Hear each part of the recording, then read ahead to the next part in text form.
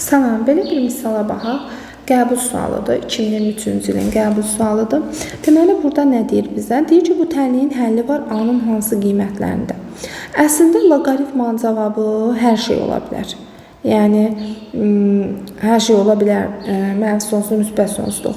Normalda bu A böyükdür 0 olduqda, yəni həlli olmalıdır bu tənliyin. Çünki bunun cavabı hər bir şey ola bilər. Amma bunun cavabı hər bir şey ola bilmir. Çünki cavabı trigonometrik bir ifadədir.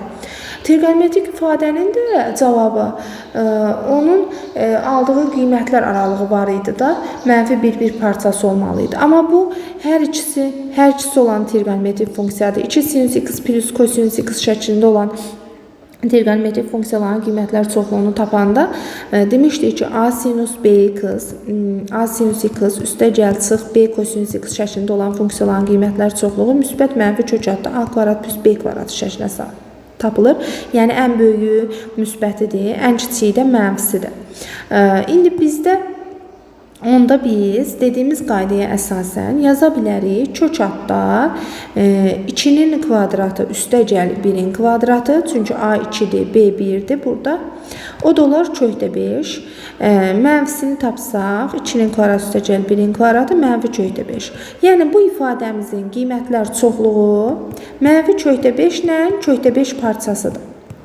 İndi, mən gətirib bura maksimum kökdə 5-ini qoysam, ən böyük. Olar kökdə 5 bərabərdir, kökdə 5 loqaritma 2 əsasdan A alarıq. Kökdə 5-lər gedir. Loqaritma 2 əsasdan A bərabərdir 1-ə. A da bərabər nə alarıq? 2. Digər kiçik qiymətini qoysaq, mənfi kökdə 5 bərabərdir. Kökdə 5 loqaritma 2 əsasdan A-ya.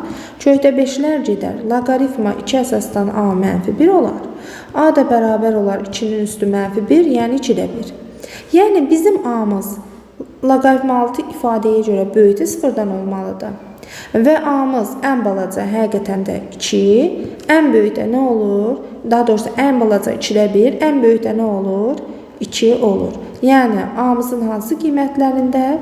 2-də 1 və 2 parçasındakı qiymətlərində 0,5, 2 parçası.